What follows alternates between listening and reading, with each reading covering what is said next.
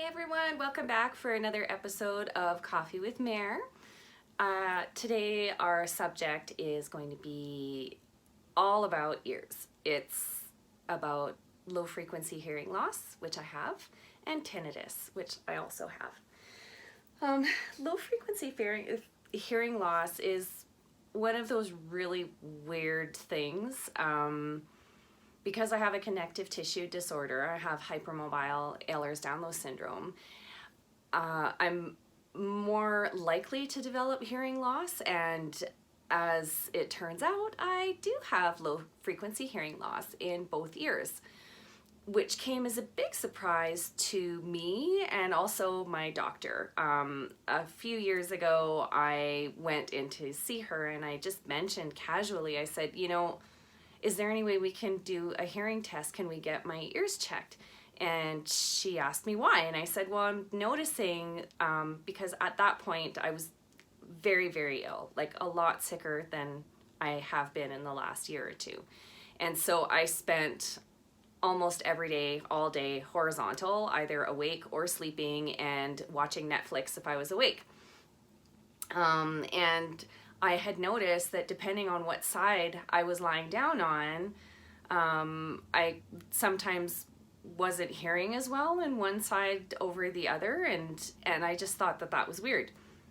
So sure enough, went to an audiologist, had the testing done, and when I came out of the testing room and she showed me the graph of my results, she said, so you have low frequency hearing loss, which is the inverse hearing loss pattern of what you would normally see for people typically through aging. The kind of hearing loss that you would have is high frequency hearing loss, which is quite funny when my mom and I get together, because she can't hear my sister's kids and I can't hear some of the stuff on TV, so we make a good team.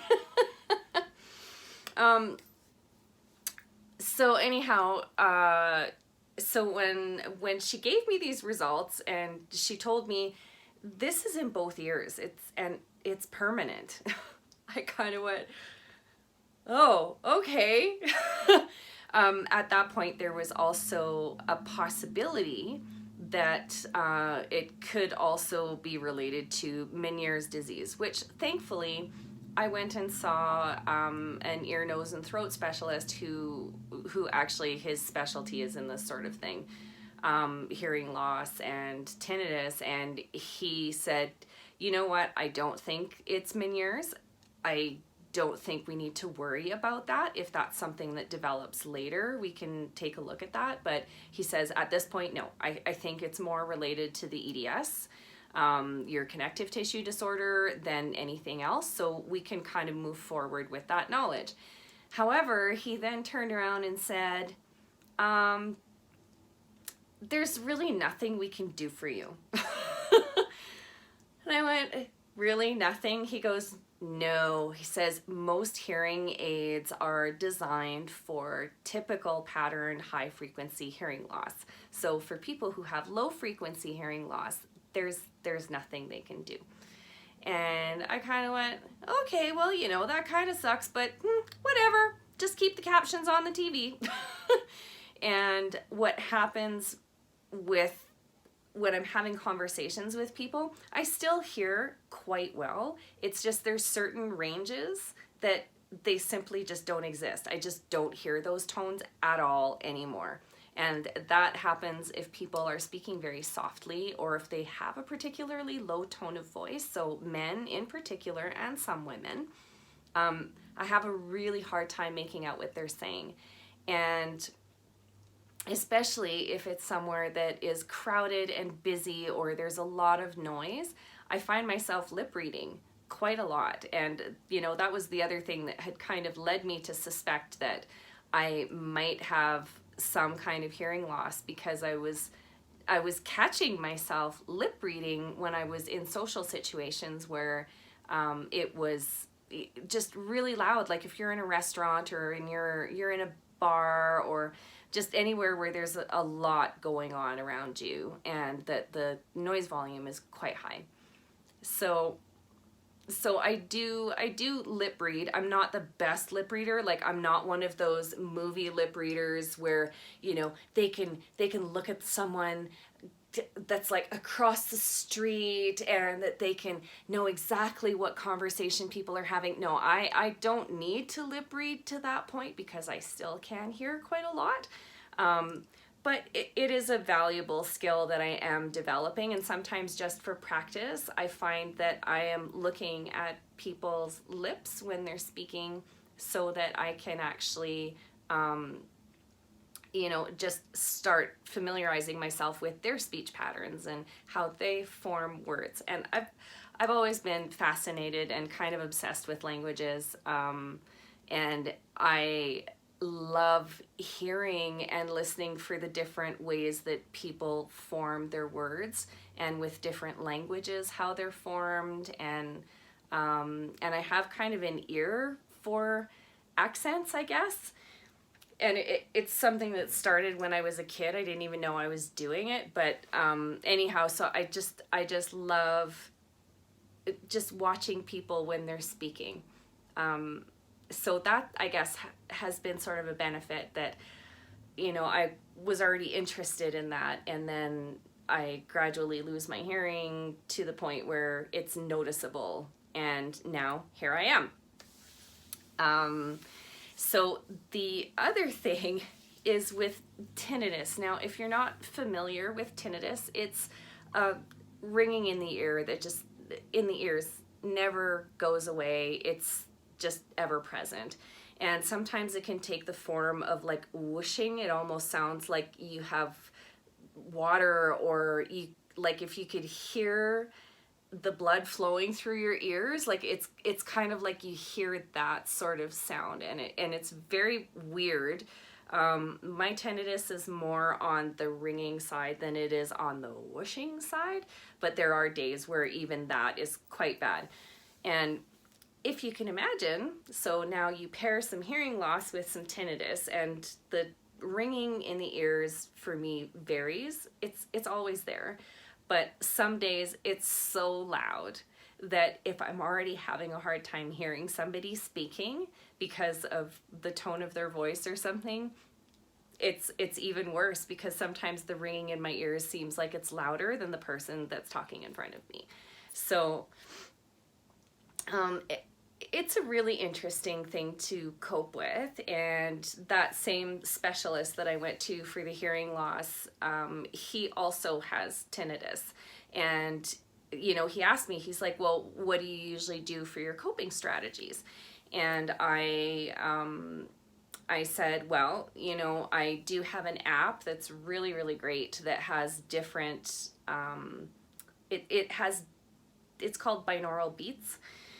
And I don't even know if you can download it anymore, because I've had it for such a long time, and it's not like it's really, I don't think it's been updated recently, but it still works on my phone, and I'm so thankful. But you have to listen to it with headphones in for both ears. It doesn't work the same way if you don't have both ears plugged in. And then there's different patterns, and you can also add ambient noise. And for me, my favorite ambient nature noise in the whole world is listening to waves on the ocean. That's my favorite. I'm such a mermaid ocean girl, and I've been landlocked for a few years now. So I'm very, very much missing the ocean. So it's quite soothing for me to listen to waves crashing gently, and then having this rhythm that's going in the background at whatever volume I choose. And there's different patterns for different kinds of things. So there's meditation and different kinds of meditation, and sleeping and relaxation and stress relief. There's also great ones for migraines. I use it quite a bit for my migraines, and I do find that it helps to reduce the severity of the pain. But anyhow, so I'm explaining this app to him, and then I say, I also sleep with the TV on. Sometimes I'll keep it at a low volume, and I'll just fall asleep in front of the TV, which is something I've actually done most of my life, because I've always been kind of a sleepy sort of, you know, I get to an evening, if I'm really relaxed, like I'll fall asleep in a chair, on the couch, on the floor, it doesn't matter. You know, my favorite thing to do was, like, as a teenager, was napping on the couch in front of the TV. And, you know, it never really left me. It's something that I find relaxing. And also, I worked as a flight attendant for a couple of years, and it was a fabulous experience. And also to help me, though, through changing hotels every night and not being in the same bed usually 2 nights in a row, I would also do the same thing. I would leave the TV on at a low volume so that way it would block out whatever air conditioner, heating system, noise going on in the hallway, or if I was next to an elevator, there would be something that would just constantly, like a little bit of white noise for me, and that I would always need to have it louder than the ringing in my ears. So, yeah, so the specialist was actually quite pleased that I'd already developed some tactics for coping when it's really bad, because it does prevent me from sleeping on really bad nights. So I do have to do something to cancel out that noise. And again, with the low frequency hearing loss, on the days where the ringing is louder than people talking, it's very, very strange. So it took some getting used to, and I really hope in the future that they do discover some way of either correcting that kind of hearing loss, which at this point the damage is done, it's permanent, and I don't know that there's anything they'll really be able to do to reverse that. But perhaps there might be hearing aids that can somehow translate those lower frequencies so that people can still hear those tones. You know, I do find that I prefer listening to music with earbuds in now, because I lose so much of it if it's on speaker on my phone, or, you know, or the TV has to be at a considerable volume. But with earbuds, I find that I can hear it a lot better. And if I don't have my earbuds, I actually take the speaker from my phone, so at the bottom of the phone, and I'll hold it against the bones on my skull here so that I can hear it better. And there are a lot of hearing aid devices that do work with conductivity of sound. And there's also another thing that was cool about using earbuds that the specialist and I talked about. I believe it's called the occlusion effect. So if you have hearing loss and you put some earbuds in your ear, your hearing is actually compensated for by using other parts of your brain. So like using resonance. Oh my God, sorry, I'm so tongue-tied today. But using resonance against the bones of your head to transmit those signals to your brain. And I had also noticed that from years of wearing earbuds when I had sound sensitivity with migraines, that sometimes I could actually hear better if I had my earbuds in, like, just turned off. Like, there's, you know, nothing playing on it or anything, and I could hear a little bit better. So if you know someone who does have low frequency hearing loss or any hearing loss at all, and they haven't quite reached the stage where they need hearing aids, or perhaps they're just reluctant to do so, ask them to pop in a set of earbuds for a day and just walk around like that and see if it helps them at all, if they can hear a little bit better. It's a very cheap solution for a very annoying problem. But anyhow, there's not much more that I can say on this kind of hearing loss without trying to get into some really dry scientific details that I really don't have at my fingertips right now. Today was very much a restful day after my lovely walk that I posted that on my carnivore update yesterday, that I did manage to go for a beautiful walk with my daughter yesterday. We have these lovely walking trails that are right by where we live, and we can see the Canadian Rockies because we're in Calgary, we're in the foothills. So it was a spectacular day, although it was so windy. And if you want to go over to that carnivore update to have a look, I did post some of those pictures in the video to share with you, because it was such a stunning, great day. And I was so proud that, yeah, I had finally been able to go and have that walk with my daughter. It's not that we haven't gone for other walks or done things, but you know, that one I knew would be particularly tiring, and to time the space or the time to go for that walk with a day that I wasn't feeling exhausted, because it turned out it was about 5 kilometers. So on relatively flat terrain, which is good. But that took a lot out of me, and we even did some baking last night after we got home. So for me, that's quite a full day. And I definitely took advantage of the afternoon to rest quite a lot and sort of popped my head up around dinner time today. But it was necessary, and that walk yesterday just lifted my spirits like you have no idea. I have just been looking forward to being able to be more physically active and to go for long walks. And I really miss running.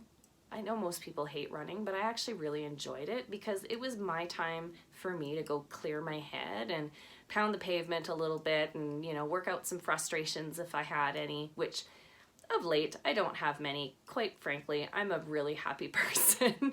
Despite all of these illnesses that accompany every day, I'm happy, I'm grateful. I have a healthy daughter, I have a happy family, and, you know, I'm just so blessed.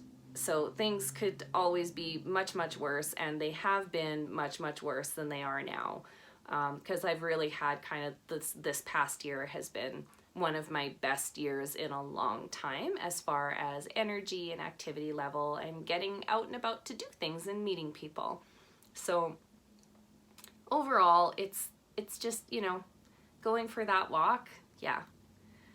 I think a lot of people take that for granted, that when you lose the ability to just go for a beautiful walk out in nature, that it is something that I really miss, because I did enjoy spending a lot of time outside when I was younger, and still do. And of course I do prefer that I'm actually in the mountains or by the ocean, or in the ocean preferably. But you know, these are all things that I'm hoping are going to be coming back into my life very soon, because I've missed them. You know, and that for me is also part of my self-care, is rediscovering activities that that just bring me joy and that get me out in the sunshine, and, you know, feeling the wind in my hair and the sunshine on my face, even though it was really windy yesterday. So worth it. It was amazing. So if you have enjoyed today's video, and I really hope you have, please give us a big like, thumbs up, and don't forget to subscribe to this channel and hit the notification bell so you know exactly when those videos are landing on YouTube. And so for today, this is SickMom checking out.